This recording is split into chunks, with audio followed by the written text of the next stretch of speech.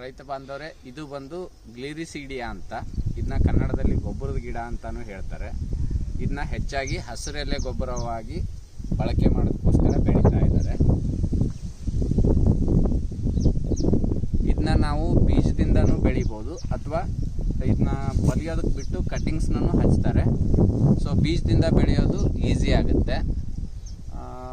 ಬೀಜ ಹಾಕಿದ 5 ರಿಂದ 6 ತಿಂಗಳಿಗೆ ಮೊದಲನೇ ಕಟಾವು ಬರುತ್ತೆ. ನಂತರದಲ್ಲಿ 3 ತಿಂಗಳಿಗೊಂದ್ಸರಿ ಬರುತ್ತೆ. ಹಾಗಾಗಿ ನಿಮಗೆ ಟೋಟಲ್ ವರ್ಷದಲ್ಲಿ 2 ರಿಂದ 3 ಬಾರಿ ಕಟಿಂಗ್ ಮಾಡ್ಬೋದು.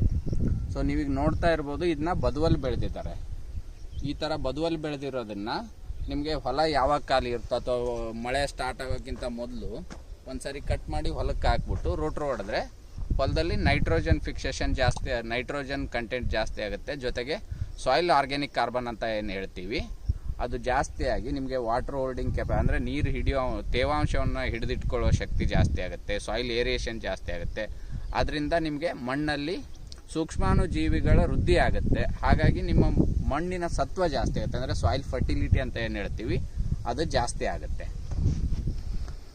ಇದನ್ನ ಕೇವಲ ಹಸಿರೆಲೆ ಗೊಬ್ಬರವಾಗಿ ಯೂಸ್ ಮಾಡದೆ ಇತ್ತೀಚಿನ ದಿನಗಳಲ್ಲಿ ಏನು ಮಾಡ್ತಾ ಇದ್ದಾರೆ ರೈತರು, ಕುರಿ ಮತ್ತು ಮೇಕೆಗಳಿಗೆ ಆಹಾರವಾಗಿ ಕೂಡ ಯೂಸ್ ಮಾಡ್ತಾ ಇದ್ದಾರೆ.